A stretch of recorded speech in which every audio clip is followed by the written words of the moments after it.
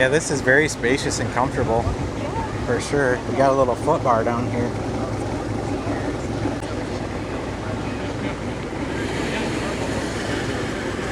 Here we go.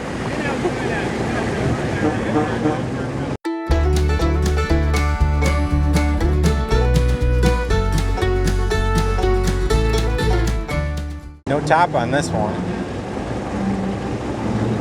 No windshield. Yeah, no windshield either. So we get to eat the bugs.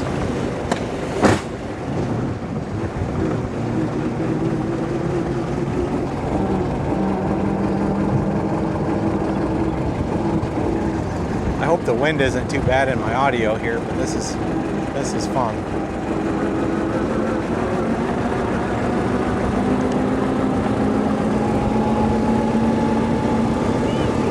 We're going. Yeah.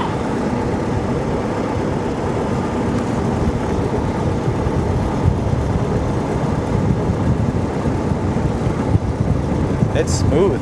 It is. Very comfortable. I could ride back here all day. Breeze feels good too without that top and windshield on. How many horsepower engine is this car? I don't think he heard you. I can ask him. Let's see how fast it goes. 10 miles an hour.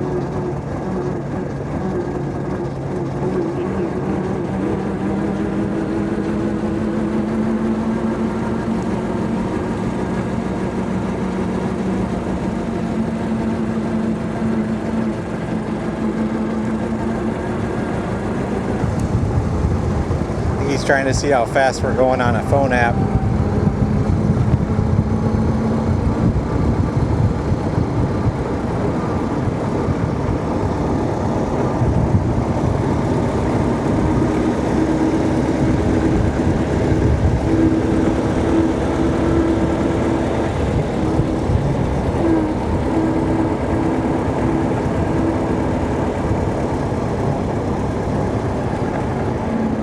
This car has no water cooling, it's all air cooled.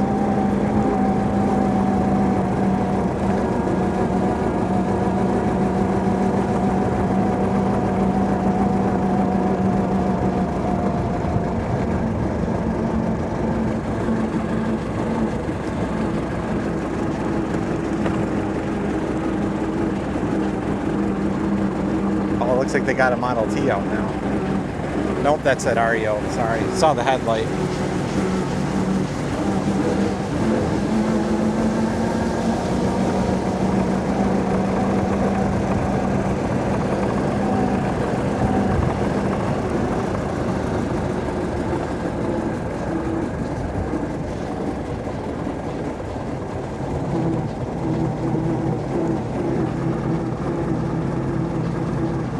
Got about an hour and a half before the groundbreaking ceremony over there.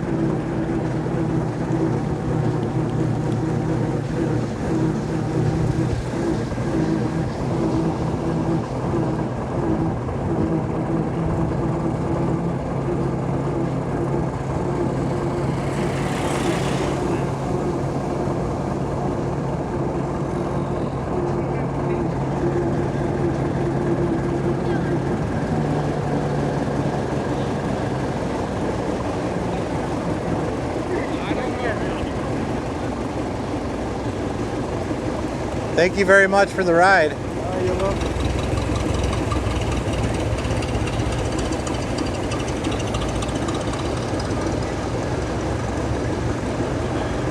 He said he clocked us at 17 miles an hour.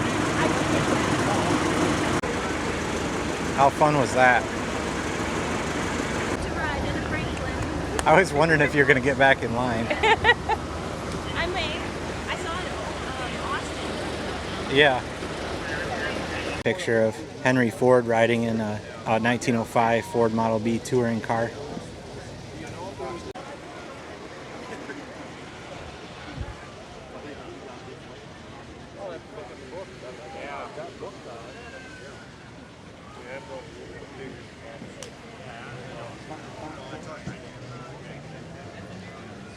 Look at this one. Can you get the robots on the rock? It looks original. If that's true, it's pretty rare as far as not restored.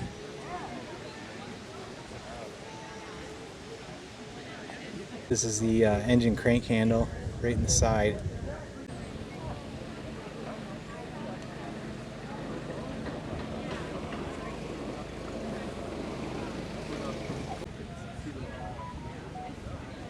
Ford Motor Company of Canada, Ontario. That's interesting.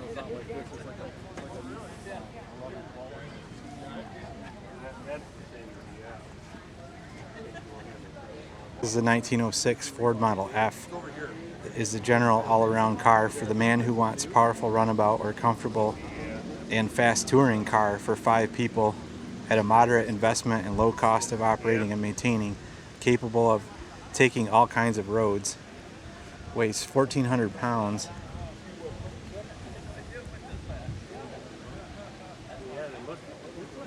Here's the engine under the seat.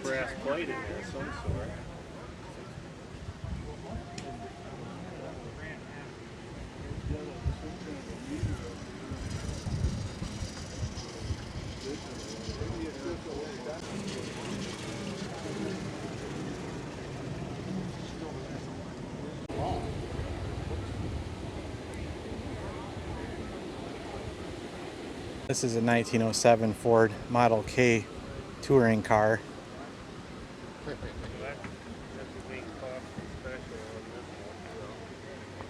I think I saw this at Old Car Festival last year.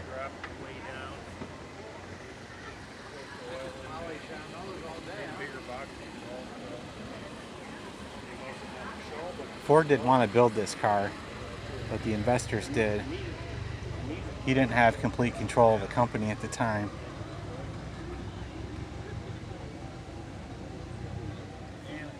But he didn't want to build luxury cars like this. He wanted to build an affordable car for the people.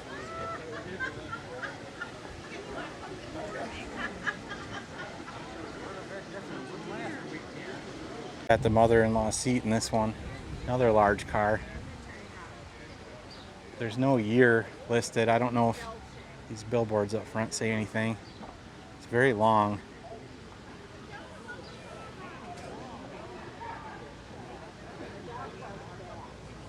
This is a advertisement for in July 1907. So I'm going to assume that this is a 1907.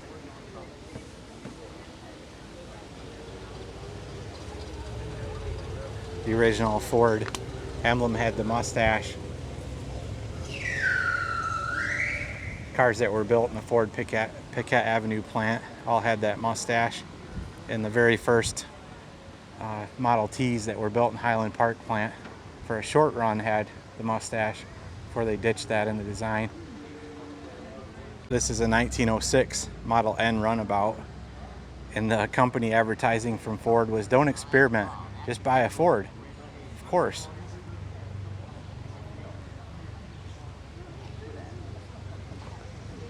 Oh, I saw this one in Grand Rapids at the International Auto Show. It was advertising this event actually.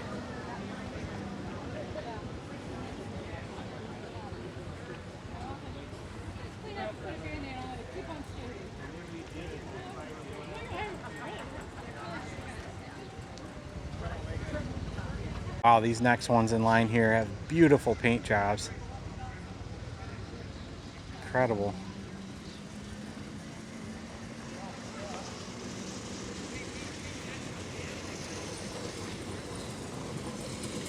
Very small version of the headlamp.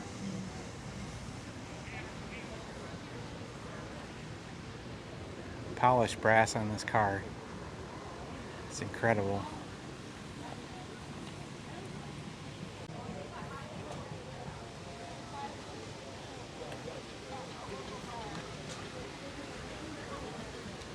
These springs in the back.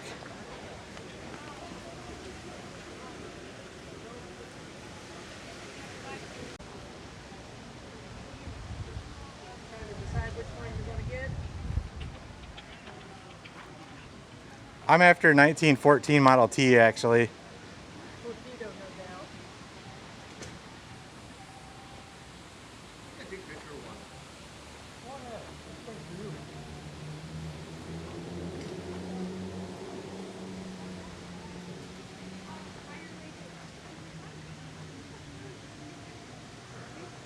These are advertised as an 07 to 08 Ford Model R. And then we have a 07 to 08 Ford Model S.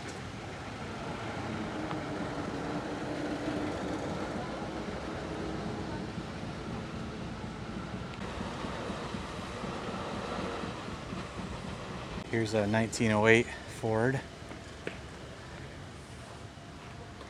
It's a Model S, 15 horsepower, I believe.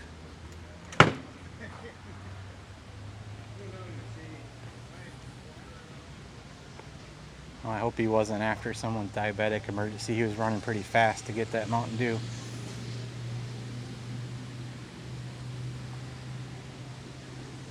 I don't know, does Mountain Dew work for that? I guess I'm a little bit ignorant on that topic. 1908 Ford S Roadster.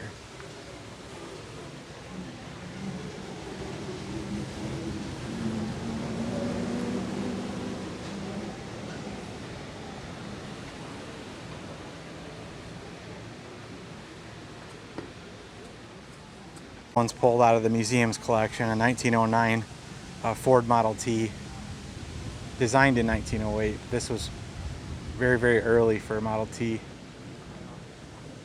It's one of the earliest known Model Ts to be documented. This is number 131, built in December of 1908.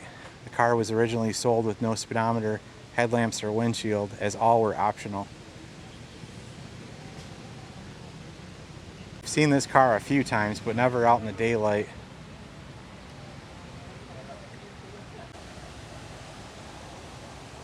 So cool.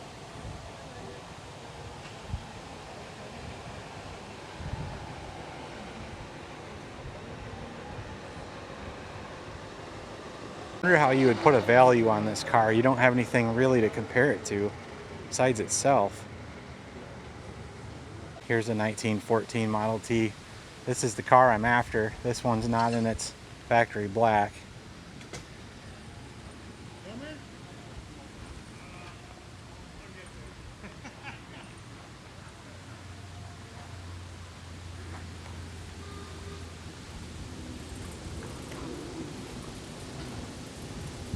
Got a little bit of a dilemma. There's a guy over there selling license plates, and he's got a 1914 plate that's in the best condition. I've seen one for sale, but I don't have a car yet. So do I buy it ahead of the car? And if I never get a car, I just have a wall hanger? Not sure.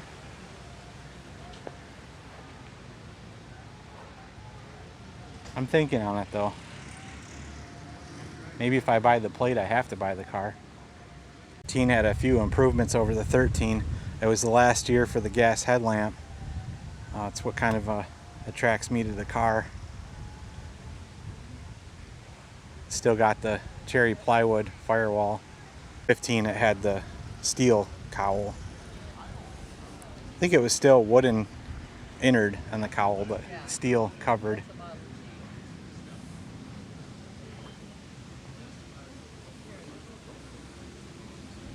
This one's got some shock absorbers, different brand as well. Here's another 1914. Is that yours? Can I get a ride?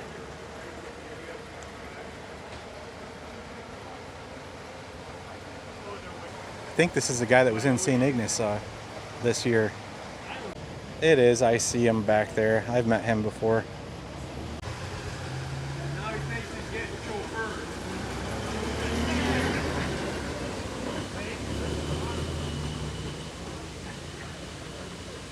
So he was saying he drove this here today, a 3-hour drive this morning. He said he's been too busy to do the Model T driving school here this year.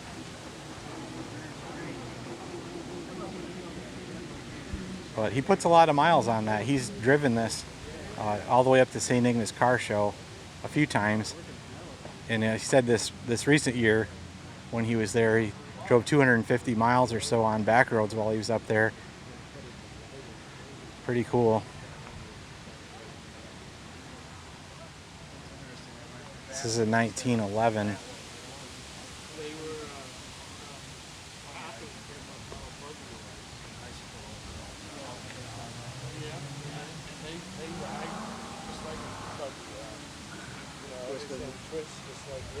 Beautiful restoration on this one. Awful, yeah, no roads like this. But yeah, for sure. Getting cloudy again. Breeze is picking back up. I assume these are the stock fenders, but they got this splash shield on the front. And then you see on that 14 over there that it's missing. And then I know in 14 at some point those came back. I'm not sure if they were the earlier ones or later ones. They had that splash shield in the front. He's a serious Ford guy. Oh yeah? I think unless something else showed up, I didn't notice. I think I've caught everything. So I'm gonna go over to the Horseless Carriage Museum, see what they got in there today. And I'll be sure to include the groundbreaking for their new building. And then I think the rest of my footage here will be in different video series. He's just parking that Franklin, so I'm glad we got to ride on it when we did. Actually see a car over by the barn, off by that race car that I don't remember that I got, so I'm gonna head over that way. What an incredible show.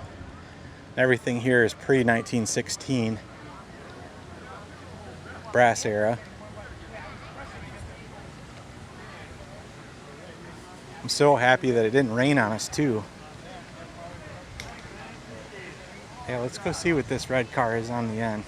Yeah, maybe I did film that car. A couple of them are starting to look the same, you know? I think I did film this one.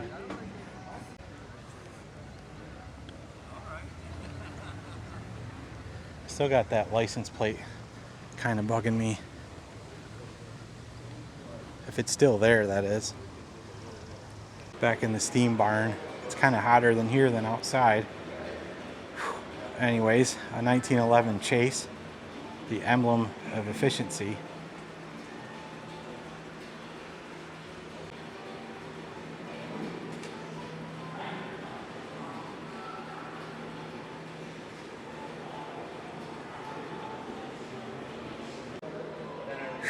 It is roasting in here. I don't remember seeing this car here before. This is a Grant. What do we got? 1902 Grant.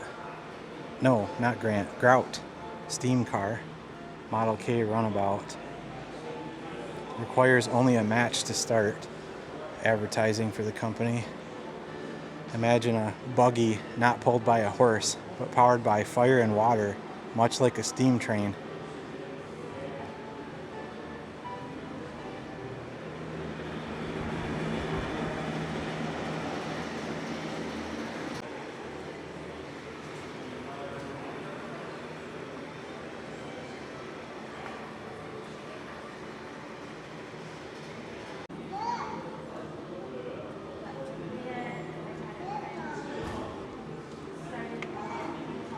(1911) Kissel car, D11 Baby Tano.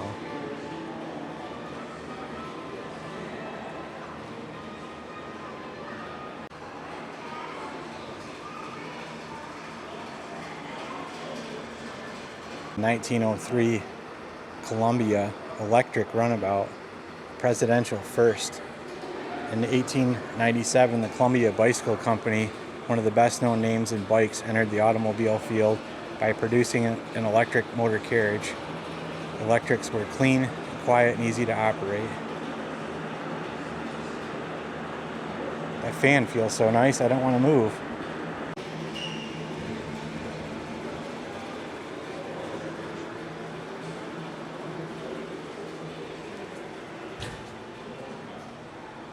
Got a bunch of early brass headlamps back here in a display case. Looks like another case full of horns. Early bicycle hanging up there. This is their 1903 St. Louis.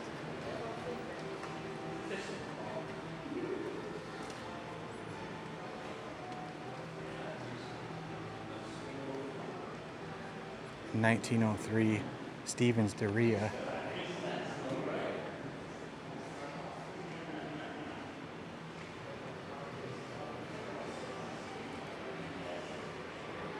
This is one of those ones that really scares me because you put your kids or your passengers up front here.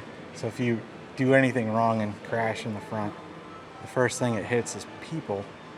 Crush your legs with that board folding up on you. 1903 Oldsmobile Curve Dash Runabout.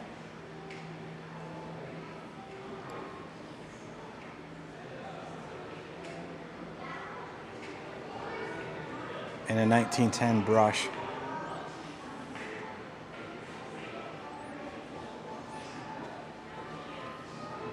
And this is the area's first horseless carriage. It's a 1899 Locomobile steam runabout. It's kind of tucked back in this corner like it's in a pallet. It's really, really hard to see. Can't believe how hot it is in here. It is way worse than outside, and I was roasting outside. I can't wait to get into the air conditioning parts later on. Whew. Man, it's hot. Here's their 1903 Holly.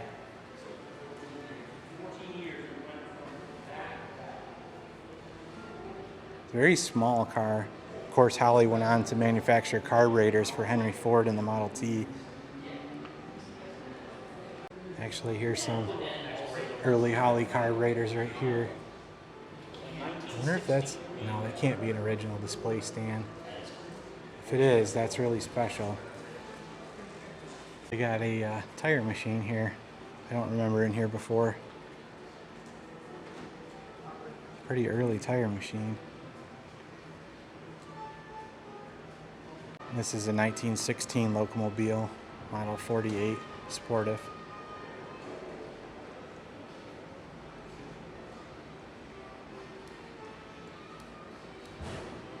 Interesting how when you get in, you have to fold this rear divider up. Huh.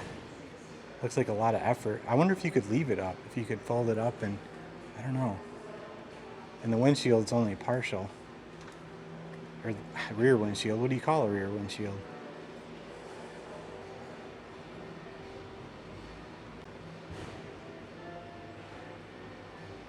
This is the 1915 Woods Mobilette.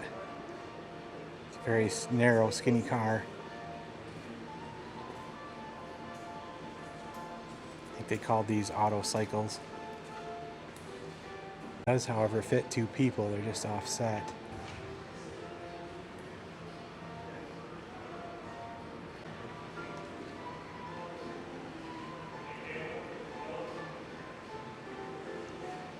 This is a 1913 Michigan. It's a beautiful paint job, beautiful restoration.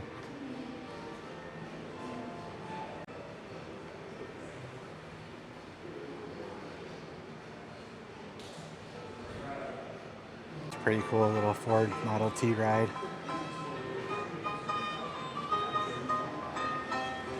Neat.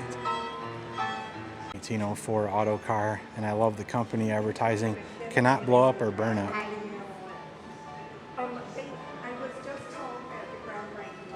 1912 Cadillac. This car has a beautiful engine. I filmed it hoods up display earlier this year, or the hoods up event, I should say.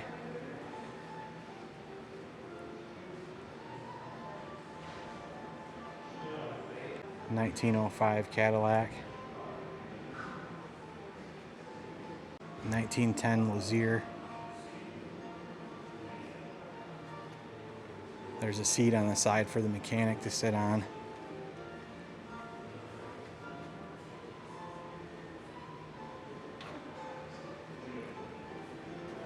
This is a buckboard. I can't remember the year.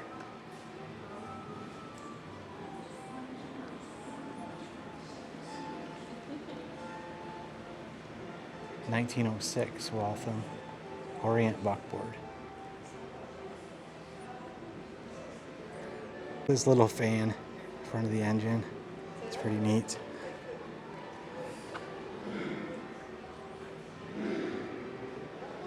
Wow, it's hot in here. And a 1915 Brewster.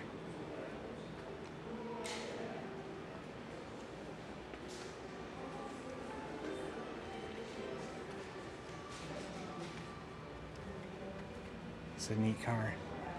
Oh wow, last time I was in here this spring, I saw they had a Christmas ornament still laying in the back. It's still there, nobody's noticed. Did they not clean this car? Huh.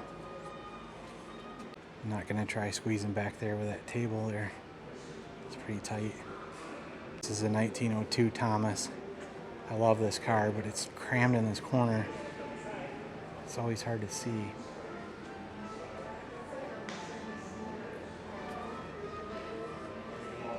It's a lot easier with this other stuff out in the show right now. It gives me a little more room in here. This barn's really tall. They used to have a steam locomotive train in here. This is gonna be weird. I'm gonna go outside in the heat to cool off. 12:15, I still got 45 minutes before the groundbreaking. So I think I'm gonna grab something to eat. I don't know if I'll try the diner or I think they just have burgers outside there. Gilmore was friends with Walt Disney, and if I remember right, this is the only Disney set used in a movie that ever leave Disney's hands, but Walt gave it to Donald Gilmore. It was used in the movie The No-Mobile, and I was curious what a no-mobile was, so I did buy the movie to see what it was about. It's pretty crazy, and the ending's even weirder. It felt like maybe they were on drugs when they wrote the script. But this is a gigantic car they used to film the movie to make the people look like gnomes. Basically a gigantic interior of this 1930 Rolls Royce.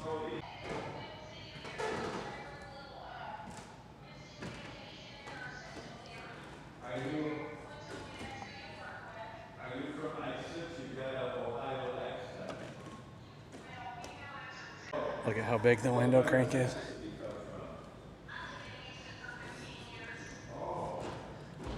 In the movie, some of the characters were sitting up on top of that seat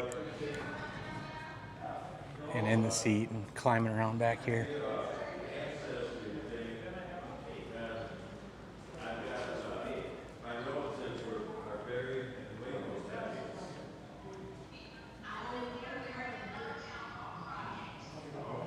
What I understand, Gilmore let children climb all over that seat to get their picture. It must be pretty tough upholstery. It's in pretty good shape.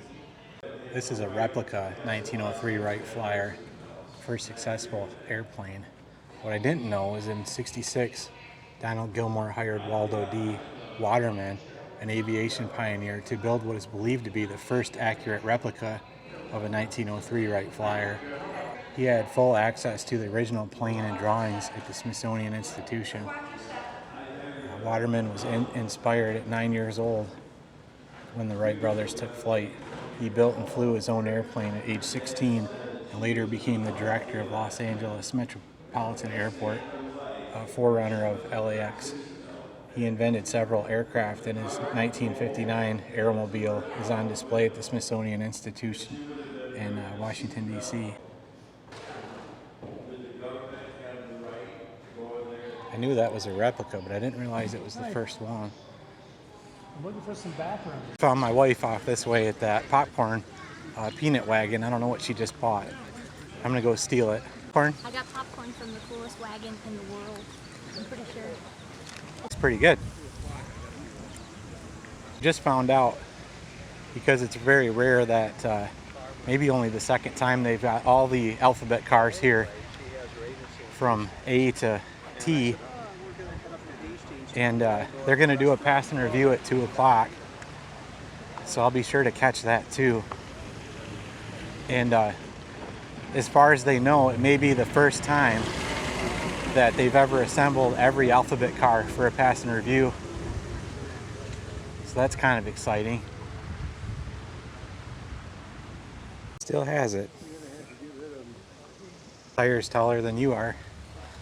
Look at the little side seats in there. Isn't that neat? Yeah, it is. They're extra seats in case you have extra guests. This is a 1908 Stanley steamer, and there's a picture on the wall up here of Donald Gilmore and his wife driving this very car when he was still alive, when they were still alive.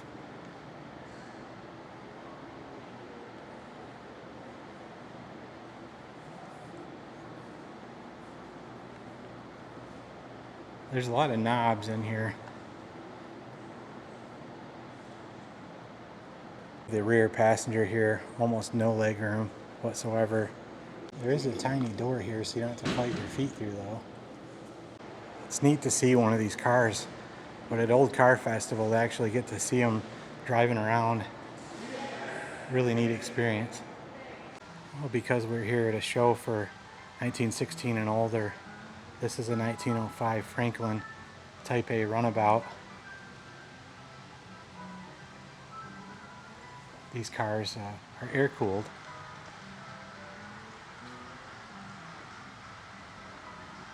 Then they have a 1907 Franklin Type D runabout.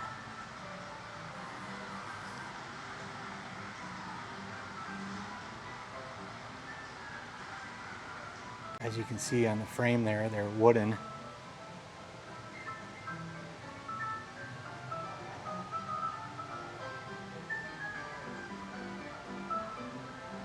Around 150, and what we're going to have you do is we'll have you go down the road to the circle track, where you will take a right onto the circle track, and then you will take the next right, which will bring you past the motorcycle building.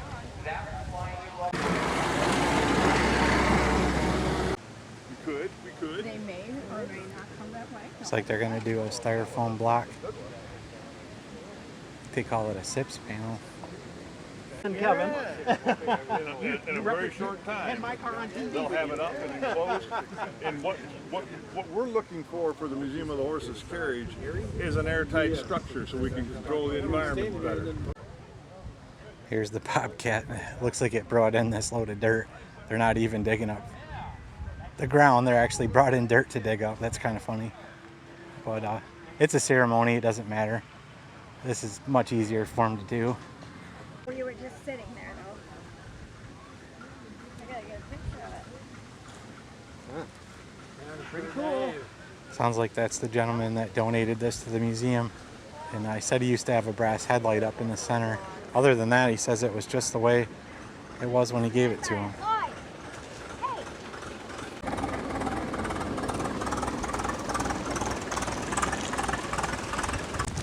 As you can see, the wind's picking up again.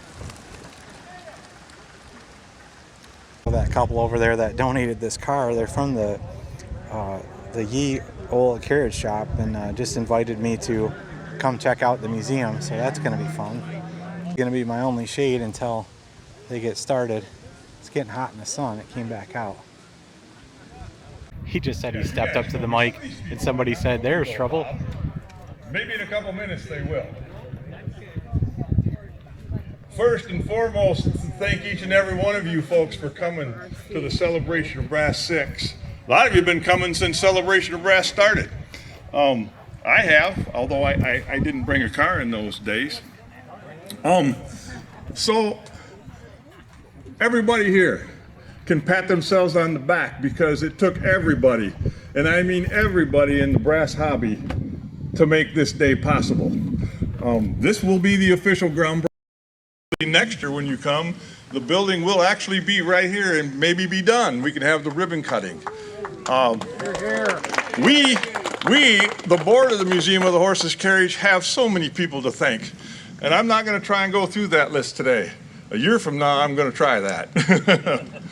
Because I think when we cut the ribbon and we have the grand opening, I think that's going to be a great occasion. The groundbreaking though it is, we want to see the museum.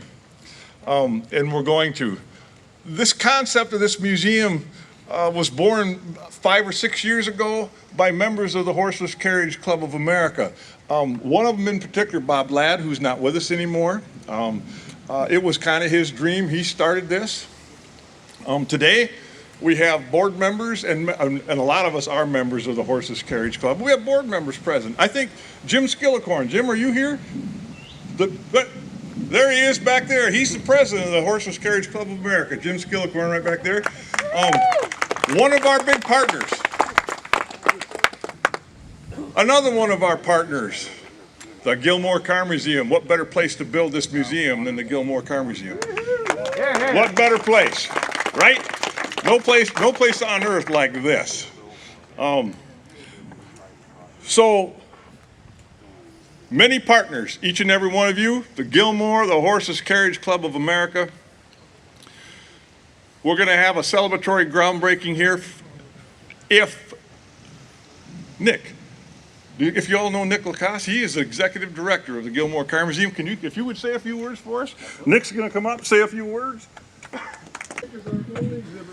We'll get about one tire in here. This will be great. I'll talk about that. Perfect. Well, I'm going to tell all of you something you already know. And if you know it, then you can share this information. It's a bold statement, but there is no greater era of automobile history than the brass era. And I think we can all agree with that. The innovation, the engineering, the ingenuity, all of it comes together right here. And I love that I'm seeing all of it come to life. Now, no steam cars this year, so my grass is happy. Last year, there were streaks of dead grass all over the place. There's a white steam car over there. We're talking about firing it up, but it caught fire last night. So Steam car catches fire, puts itself out, right? Stationary exhibit, I love that. Gilmore Car Museum could not be more excited to see the progress that the club and the Museum of the Horseless Carriage have had getting this project moving forward. And we understand how long it takes to make this thing happen. But as I say with anything, if we can't do it right, then you take your time until you can. And Jim, I'll definitely say this, last year I've seen you work tirelessly, you and your whole team, to make sure that this day, right now, got moving to a point we wanted it to be at. And I know next year, I can guarantee you, we're going to see something right behind us. And I'm very, very excited about that. And that is because of all of you, your enthusiasm, your passion, and most importantly, your communication, sharing what you guys already love, being ambassadors for this brand, for this campus, even more so for this community. So to all of you, thank you so much for being a part of this. This is monumental. We're super excited to have this. And Jim, again, thank you for being the guy to lead us forward. Don't lose those plans. Back to you. I can hold those for you. Nick Lacoste, Executive Director of the Gilmore Car Museum. And now, Vanawaya, just so you know, just in case some of you early on thought this was never going to happen, those are the architectural drawings in their completion of the Museum of the Horseless Carriage. That's actually the Gilmore copy right there. And it's stamped, even more important. And it's stamped. That makes it real good. As a matter of fact, we're a couple days short of the permitting process. We tried to have actual permits in hand today. It'll probably be Monday or Tuesday. That's how close we are. As Nick pointed out, the brass era, 1886, Benz patent motor wagon, considered to be the first practical gasoline-powered automobile. And our era goes through 1915, the 1915 pole right there. There's our era. Structural integrated panels. Jim from Inselspan, where are you at, Jim? There he is. If you have any questions about the construction of the building, Jim's here to help answer them. CJ, contractor, he's over here.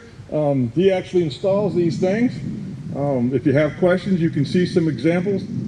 We'd like to tell you that this is the entire museum, but it's not quite, because I'm sure you're going to want to see something else in there besides me. Okay? I also know that I'm not the last voice you're going to want to hear, so I got a surprise for you towards the end. So the last voice you hear, you'll actually like. Am I missing anything, Terry? Board members? Hey, everybody on the museum board, step up here. Step up, come out here. Come on. There, Kim, come out here. This is the board of the Museum of the Horseless Carriage right here. They have worked.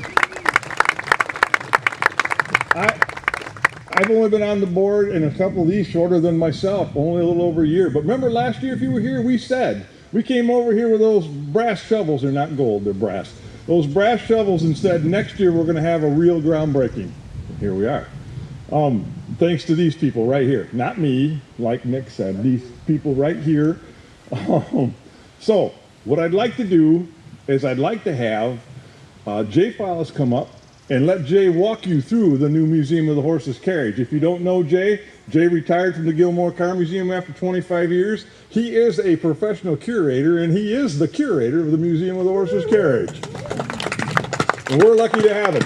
He's going to walk you through the museum. Don't leave, though, when he's done, because our board's going to walk over here where these shovels are, and we're going to have that's going to be your photo opportunity if you want an initial one.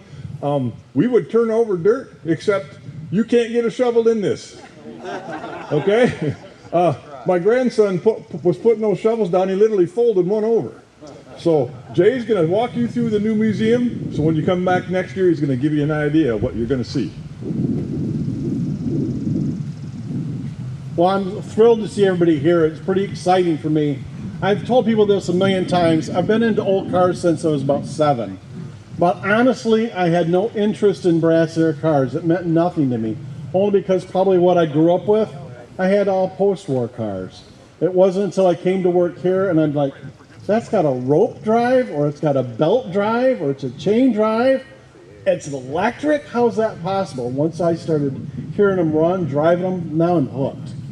So I was pretty thrilled last year when Jim said, well, now that I'm on the board, I think you should be on the board. I go, okay. Then he says, we want you to take care of the collection. Yeah, I can do that. We also want you to be the building chairman. Oh, okay, maybe. Oh, and we've named you curator. Like, so much for retiring, right? But, yes, that much. Anyway, the museum, my vision is to make this very interactive and very engaging for everybody, but mostly I want to really engage a young audience, get young people to realize it all started here. Everything in the auto industry started in this era. Everything. I don't care what you're interested in, it started here. So as you walk into the building, the first thing you're going to see is a wonderful lobby. We'll have probably 2 or 3 cars in there. It'll have an old office, like what you'd expect to see in 1910. Because the buildings, rather than just being a Dollar General store building, it looks like a real building that really existed. The center building came from Kalamazoo in 1910. The side buildings came from Connecticut and Washington, D.C. These are all actual buildings that were merging together to make this. When you walk out of the main lobby, you're going to walk into a recreation of the very first automobile dealership in the United States. 1897 in downtown Detroit, there was a gentleman that sold bicycles and phonographs. And he said, you know, maybe I should put a car in here. And so you're going to walk in there and you see bicycles and phonographs. We'll be able to tell the story about the bicycles are the ones that really got the good roads that we have today. If you can say we have good roads. So anyway, that's what you're going to see when you walk in there. Then as you come out of that area, there's going to be probably 8 to 10 cars set in different elevations.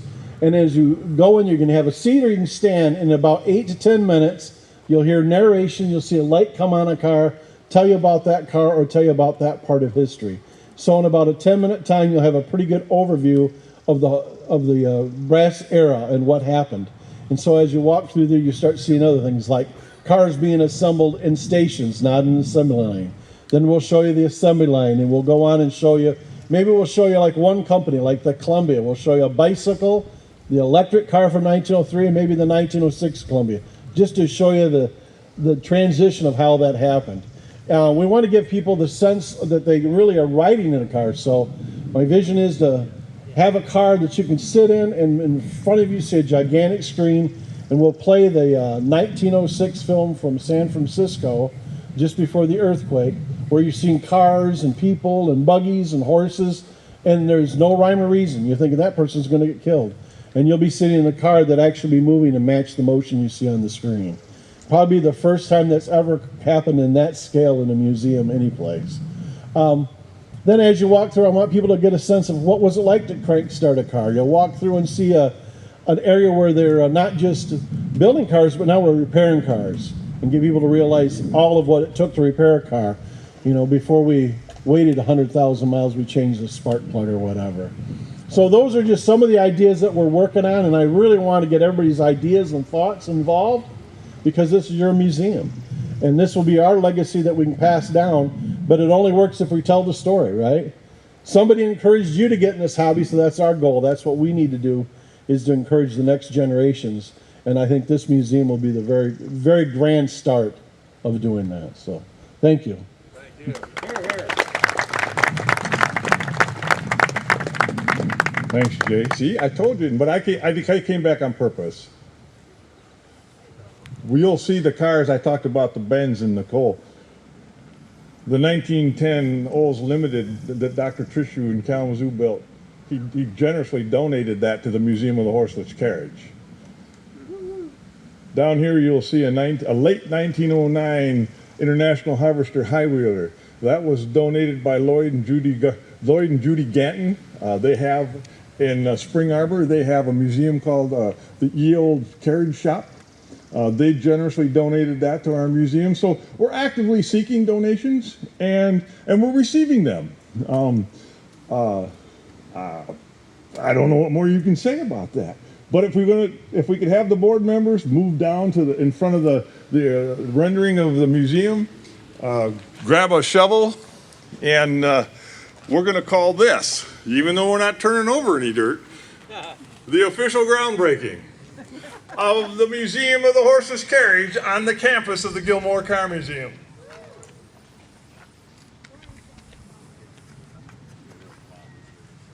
Yep. Yeah, shovel, Dave. Thanks. Do we have all the board members that are present? Where's Terry? Terry Cole. Here it comes. Here it comes. Terry. Where? Right there. You know, Yeah, the grand. Terry's a hard man to keep up with. He really is.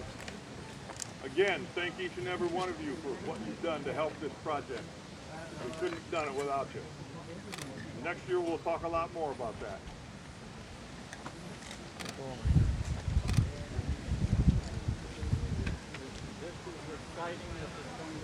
Yeah, today. 1, 2, 3. All right.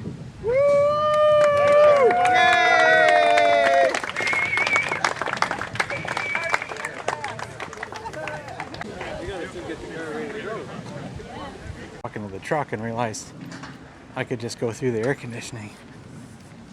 I didn't realize it was right here, but they have this sign up, something big is coming, that is sure to rev your engine, spring of 2027. And this is where they had the groundbreaking for this muscle car exhibit. Here's a picture. Edition coming spring of 2027. Of course, the Ford building just had their big edition last year. I don't think I'm going to have time to run back through that. There's a lot of new stuff I want to film in the main building before I leave. If I get a chance, I'll run back through there. I'll be here tomorrow, but they have the Best of the Bow Ties, July 19th. It's a Corvette and Camaro show.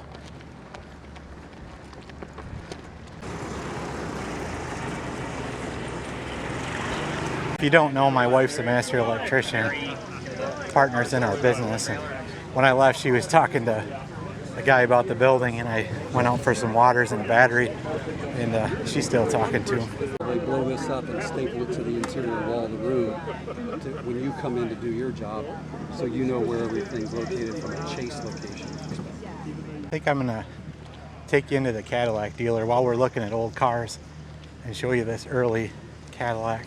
This is a 1903 Cadillac Runabout with tonneau.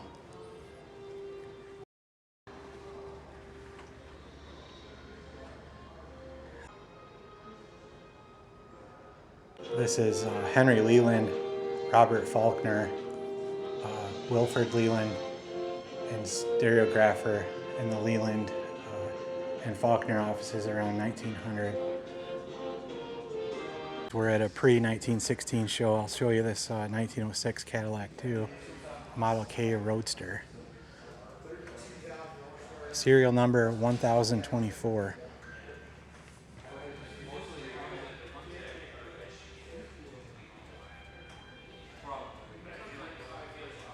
I like that this is technically a hood. You just unscrew this thumb nut and there you go.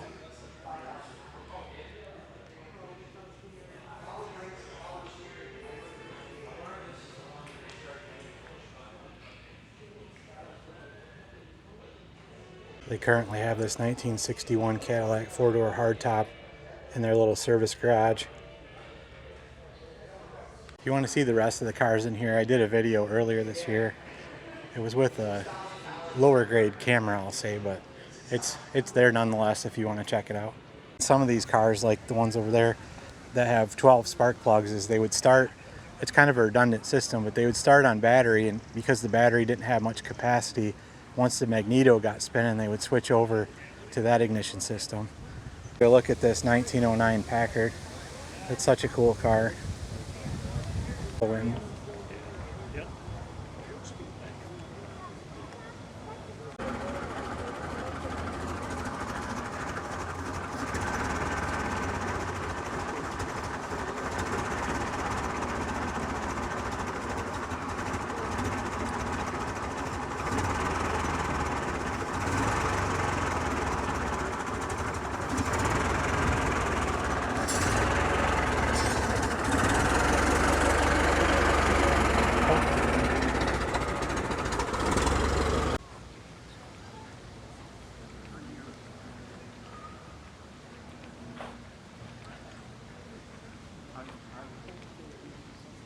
Getting some frozen custard at the George and Sally's Diner car. Seen this billboard here for the Gilmore with the Future Liner here at the 60th anniversary cruising, but I don't see a date. I'll have to scan that. If you're curious, here's the prices for the frozen custard. Little side window here at the end for the ice cream. No line. Cold. That's good. We're gonna find some shade. Going first at around 150 to 155.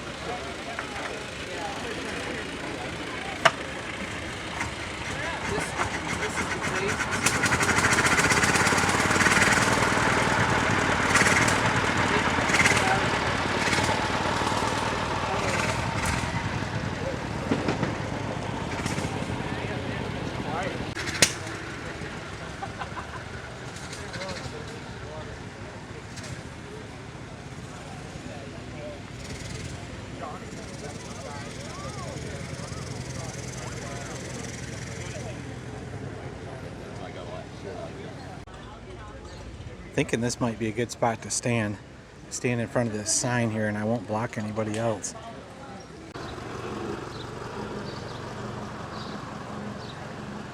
The entire collection of the alphabetical letter cars on display here at the Celebration of Brass at the Gilmore Car Museum.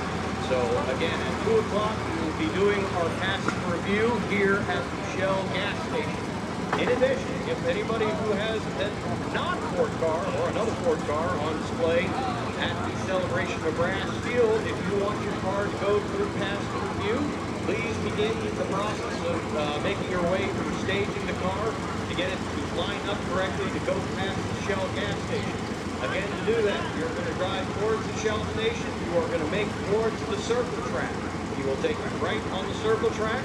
You will then take the next right, which will have you go past. It's pretty hard to crank that car or get it going. You will be staging cars there so that once you come in front of the Shell station, you will be lined up. It looks like he's really cranking on it. Having a photo of your car taken in front of the Shell station. So again, that pass and review event will start at 2 o'clock. That's the young man that gave us a drive in that car earlier, which is parked right over there.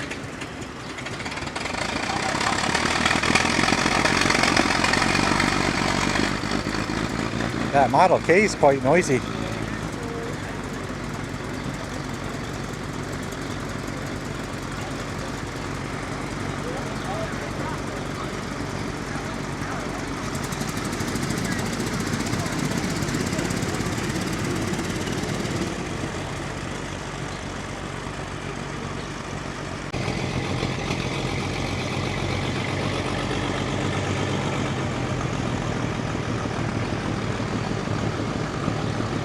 It's so cool that all these are running.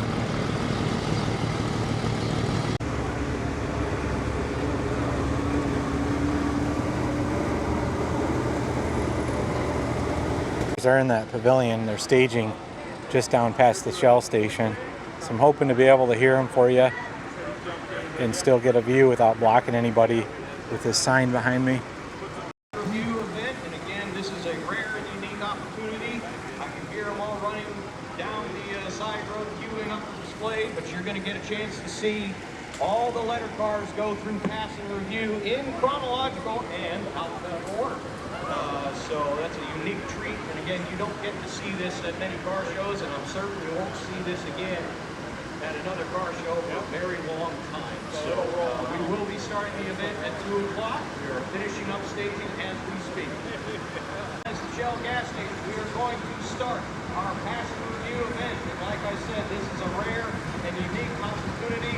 We have myself, we have Jeff Stum, and we have Todd Brewer here to help us. We've got all the letter cars on display for the pass and review. So this is a rare and unique treat. You won't see this again at another show for a very long time. So without ado, let's go ahead and get this pass and review started.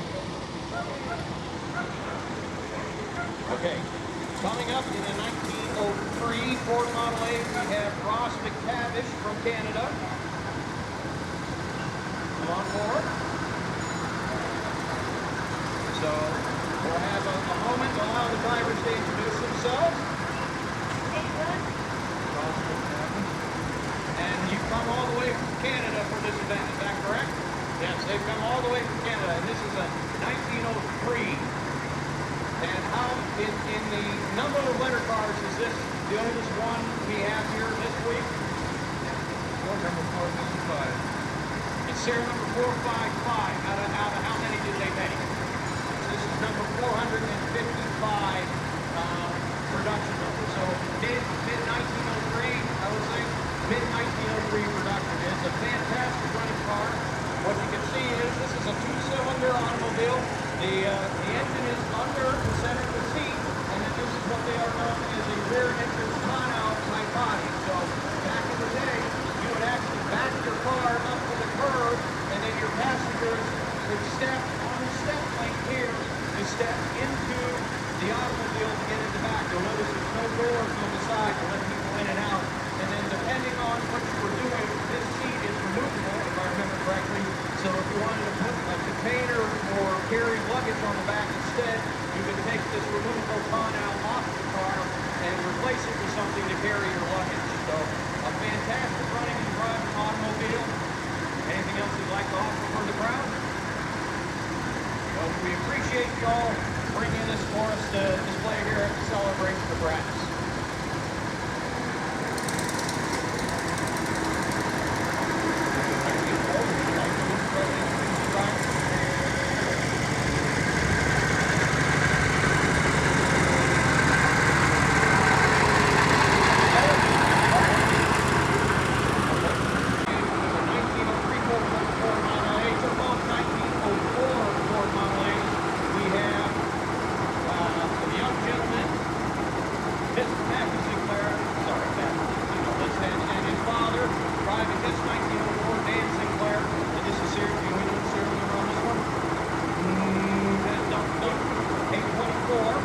Serial number 824, if you can't hear. We have Miss Christine Brewer driving serial number, this is 701. So 701. production order to this car. And this is what I was talking about earlier. You can see the body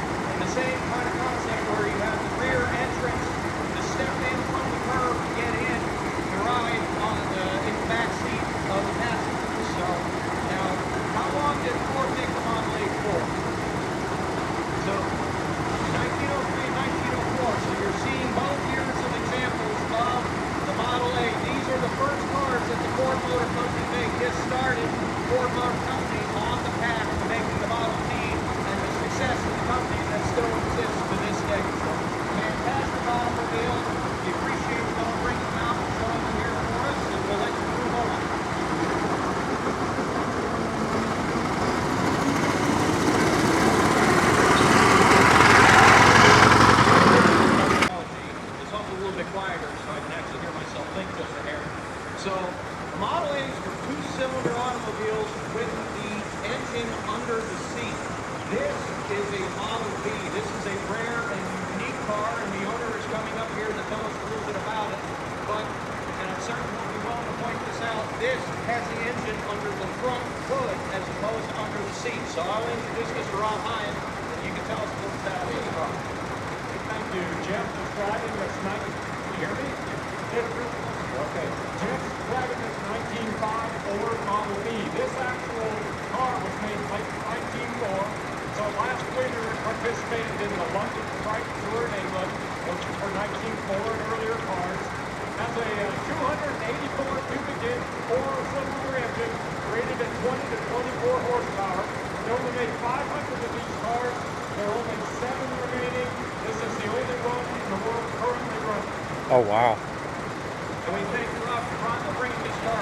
If you didn't hear that, only 7 Model Bs remaining, and this is the only running car left. It was the rarest, but turns out it's the Model B that's the rarest. And we have 2 of them. We have a lot of rare cars on display here. So again, that Model B set the tone for the Model T in the future. 4-cylinder, up front, shaft drive, rear axle.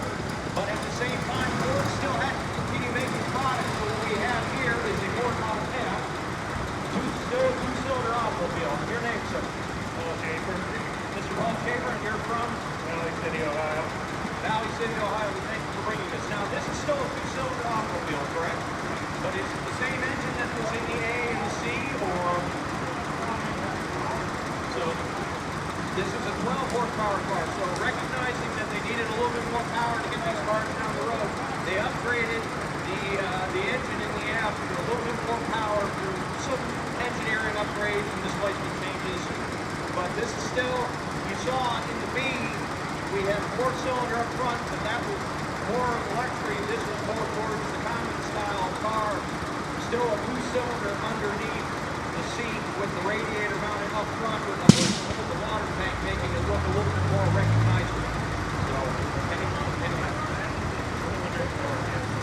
this is the last of the 2-cylinder Fords. Now, we should probably see real quick. If you couldn't hear, it's the last of the 2-cylinder Fords. Thanks for bringing this. So we're going to do, I hope you guys can hear this okay. we're going to do a little bit of commodities here. We did jump the letter in the alphabet. Oh, I think they're coming by me. What we have here is, that was the Model F. We saw the Model B. There was still one car in between the B and the F, and this is a Model C. It is still the 2-cylinder, but it was the smaller horsepower engine, right? So the Model A started off with 8 horsepower, and in 1904 it was 10 horsepower, and all C's were made with 10 horsepower, all C's. And this car, unfortunately, is not running. They just discovered it had an issue, so they weren't comfortable with, these are very rare cars. They weren't comfortable with putting it through the passenger queue, but we do want to highlight every single letter along the way. So we did jump the letter, but we covered all the 2-cylinder automobiles. We're now coming up with the next 2 rarest cars. And this is another treat to see 2 of these at the same spot. These are the Ford Model K's.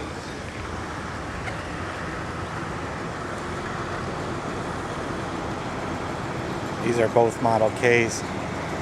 Pretty rare to see 2 running together. Setting the tone again for what's going to happen in the future. You can see these are more modern looking cars. They have the engine once again up under the hood. But what's really special about these is these are 6-cylinder automobiles. And I'll go to Rob Hyatt, who's the owner of the Renford Model K, to tell us a little bit more, because he is Mr. Model K. He's done a lot of research into the history of these automobiles. So, there's that 20 bucks up there. Oh, okay. This is Hugo and Linda Miller car from Canada. The 1907 Model K touring car, 1907 Ford Model K Roadster. 1907 Ford was the largest 6-cylinder maker in the world. Outsold Rolls-Royce, Silverwood, outsold Missouri, National, Franklin, 6-cylinders. These were among the fastest production automobiles made in 1907. They held the world speed record. 1,000 Model K, 23 survived, and they are flat out rapid. 1907 Ford, the largest 6-cylinder maker in the world, outsold Rolls-Royce, Silverwood, National, Franklin, 6-cylinders. These were among the fastest production automobiles made in 1907. They held the world speed record. 1,000 Model K, 23 survived, and they are flat out rapid. So he said there's 23 surviving Model Ks.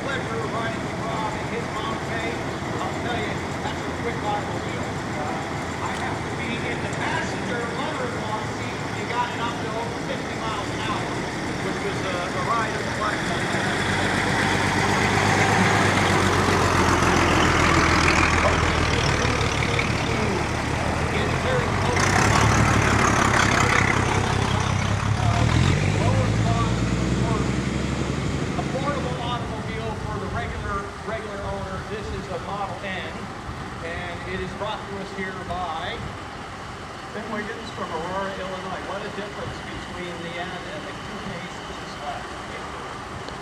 This is 06 or this is 07. So you can see Ford was already in the practice of making multiple models, which was not that common in that era of auto manufacturers. But Ford was big enough that they were already practicing multiple manufacturing techniques down at Pickett Avenue, where they were making the Ks, the Ns, R's and S's. We'll get into those in a little bit, but this Model N, this is starting the concept of this is a precursor to the Model T. You have a 4-cylinder engine up under the hood. You have both all these cars with 2-speed planetary up to this point, but you have a 2-speed planetary transmission in the center of the car, and then you have the shaft drive rear axle at the back of the car. This is the precursor, and there are some Model T-like features on there, the transverse leaf spring with the wishbone axle. But this is the precursor to the T. This is beginning Henry Ford's mission of making a car for the masses. And these were priced at, these were $500 in 1906, which doesn't sound like a whole lot. It wasn't a whole lot, but it was still a lot. But it was, again, working towards getting that low-cost automobile for the masses. So it's a beautifully restored car, sir. Fantastically done. We appreciate you bringing it here to the celebration of brass.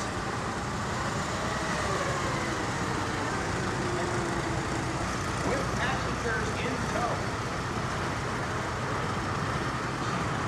Hi there. Hello. So, this is the Ford Model R. You'll notice there is a lot of similarities to the Model N. However, I indicated on the differences yesterday, this has running boards and larger tires versus the step plates and smaller tires of the Model N. And again, this was to help build sales and get more sales to the people. It's the same engine and the same transmission and axle as the Model N. But again, this is Henry Ford's attempt. He's building the car for every person's purpose. It's actually a giant motor spray, thank you very much. But again, and this car is brought to us here by Kathy and Dave Tanner from Philadelphia, Florida. All the way here from Florida with this wonderful automobile. We appreciate it. It's a beautifully restored car. Thank you. You see the dogs riding along.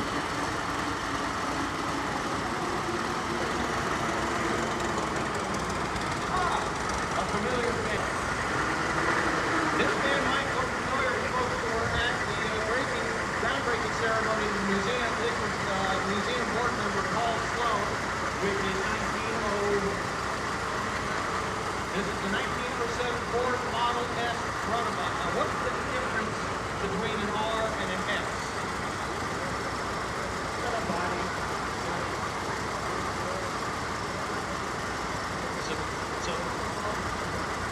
So it's beginning to come in, you know, the NR and S is a lot of people group them together as the same car. There are unique differences between these cars. Again, this has the running boards and these smaller tires. 28-inch versus the 30-inch we saw on the S, but we saw the running boards as opposed to the step plates at the end. And again, this is generating sales. It's helping you get product in your hands. It's still the same engine and transmission across the Model N, R, and S. It's a wonderfully restored example here. We thank Paul for all the hard work at the museum, helping to make sure we have this event here going on, and then again bringing this car from Celebration Brass. Anything else you'd like to say, sir? I don't think I know. Which ones? Two.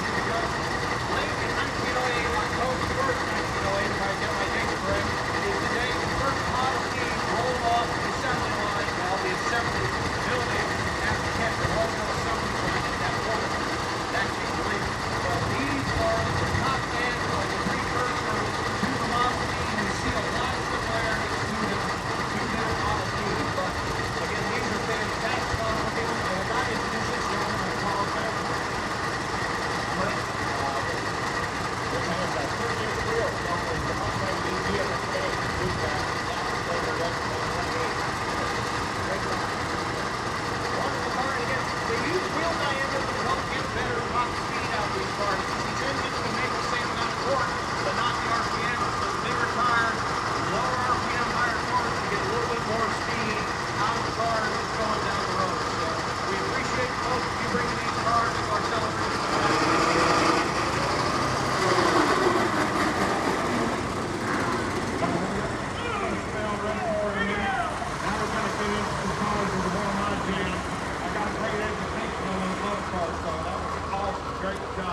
This is a 1909 Packard all the way from Florida. Gary Dwight, it's a limousine, it's 18 horsepower. And I was looking at this car, was parked under the shade tree earlier, and it is spectacular. Tell us a little bit about your car. I'm actually the third owner of the car. It was sold in Minneapolis in 1909 to a department store owner. He kept it in 1950. Went through a couple brokers in 1950. The next person owned it up until 9 years ago. We donated it to the Deer Service here, and I ended up buying it from Deer Service. Oh, it's just absolutely gorgeous. If you haven't had a chance to look inside and see, it's got the jump seats that face backwards so you can talk to each other. It's got obviously the exposed chauffeur compartment with a speaker from the back so they can say home James. And it's just an absolute treat to see a great car like this. 1909 Packard. Oh yeah, now pull down the shades, curtains. And they even have snaps for curtains for the driver so he doesn't get wet if it rains. He said they sort of work.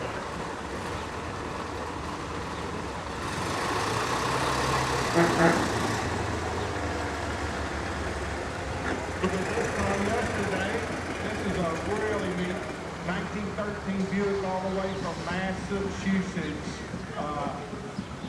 David and Nancy Hackberg, and this car is really cool. You put a lot of miles on this car, don't you? I've owned this car almost 3 years. National. We do a lot of gas. Fastest most minor I ever saw. Because of that, I have a strange contraption on it that was only marketed for about a year. That's an acetylene starter. Yes, it sounds rather alarming. I never tried it. The engine isn't that big, so it's really easy to crank. What a fabulous car. Great interior.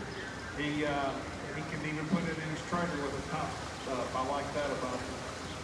1913 Buick, all the way from Massachusetts, almost back home in Flint.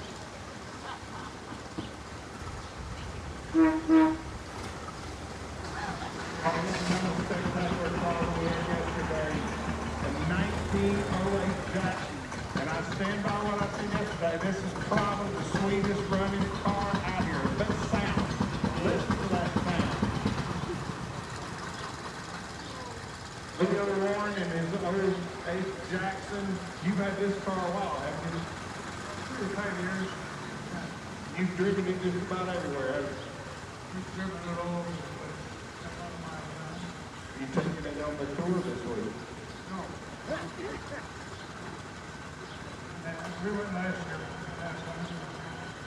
How many miles do you think you put on this car in 35 years? I bet it's 10,000. That's fantastic. 1908 Jackson. That's about as early a Jackson as you'll ever see.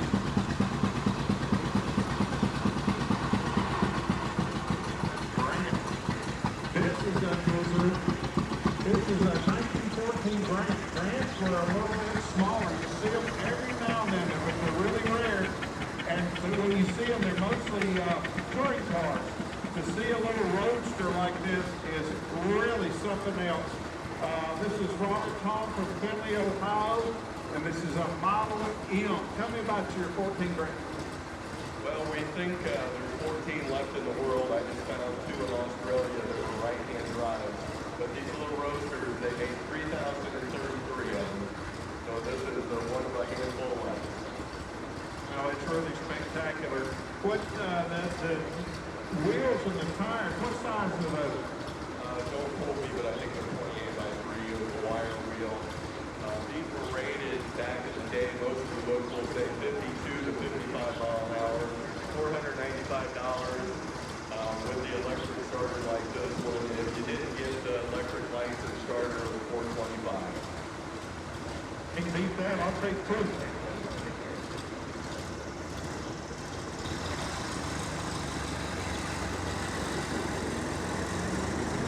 Here comes Terry calling his 1915 Polo 8. This car was featured just at the groundbreaking ceremony a little while ago as the high-end, I think we had an 1886 Mercedes, and then this 15 Polo, and it is really neat. All original, just looking good. It's sounding good too. Tell me about your Polo. 1915 Cole was the first year Cole came out with the V8 engine. Cadillac came out with the V8 engine in 1914 with mono heads. These are, the heads are removable on it so you can get to them. They found out that was far superior, so most of your V8 engines took the design from Cole to make the V8. This is only known 1915 Cole in existence. So I'm back again to say a couple words because, again, folks might have seen Terry at the groundbreaking ceremony, but what a lot of people don't know is Terry is actually the chairman for the Celebration of Brass show. So Terry is one of the hardest working men I know. The man is always busy running around. He has a day job that he takes care of working on cars, and then he's put a lion's share of effort with all the volunteers to get this show off the ground and together and running to make this event be successful. I'd like to request a round of applause for Mr. Terry Cole here for all the hard work he's put in making this event be what it is today. And my heartfelt thanks to you as well, sir. So that's our, and I'd like to comment, you know, we started with the Ford letter cars, and this is what the wonder of brass era automobiles really is.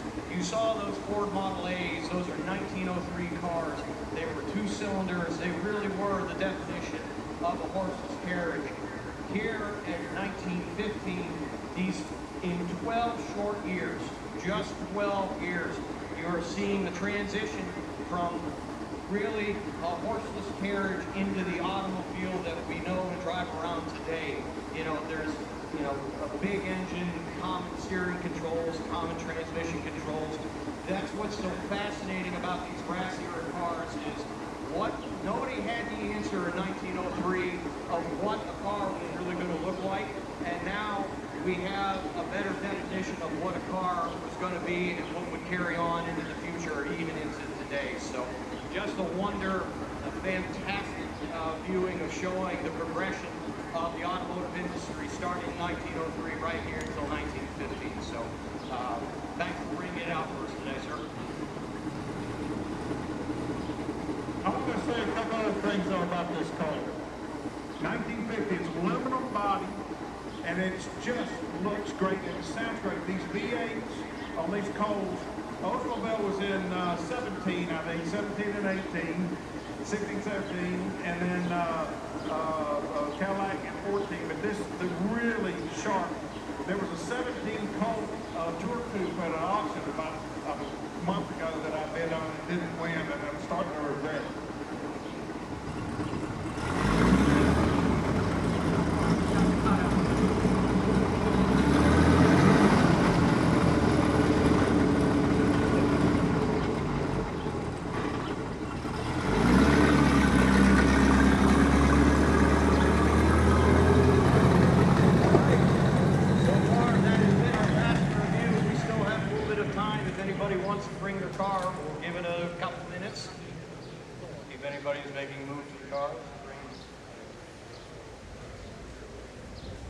Seeing a whole lot of motion. So, all right, folks, with that, I think we'll go ahead and put an end on the passing review for today. I hope you enjoyed it as much as we did. Again, to see all the Ford letter cars driving through That's a rare and unique opportunity that you're not going to see in another car show again. So at this point, I think we'll wrap up the past review for today. I very much appreciate your attending. My name is Rusty Berg. I'm just done. And we appreciate you spending some time with us. Thank you all. We still have some time left at the show today. Feel free to take a look at all these cars while they're still on display. And again, it has been a pleasure of the Museum of the Horseless Carriage to have you here for our celebration of Brass 6.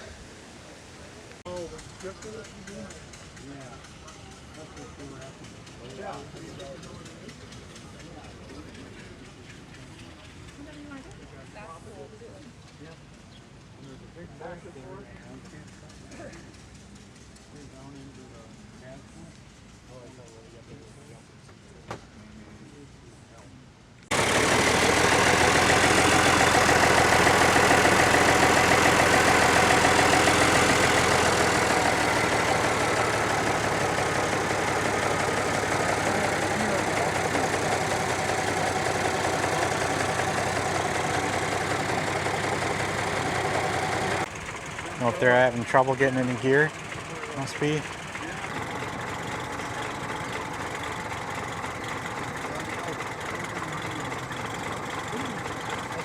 Get her into high gear.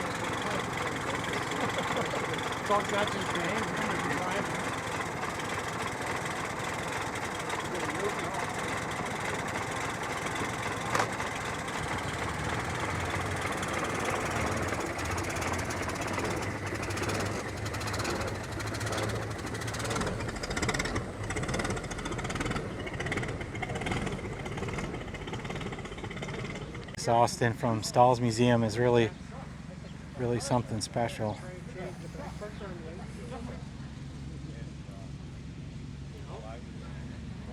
If anyone from Stahl's happens to see my video, thank you for bringing this thing.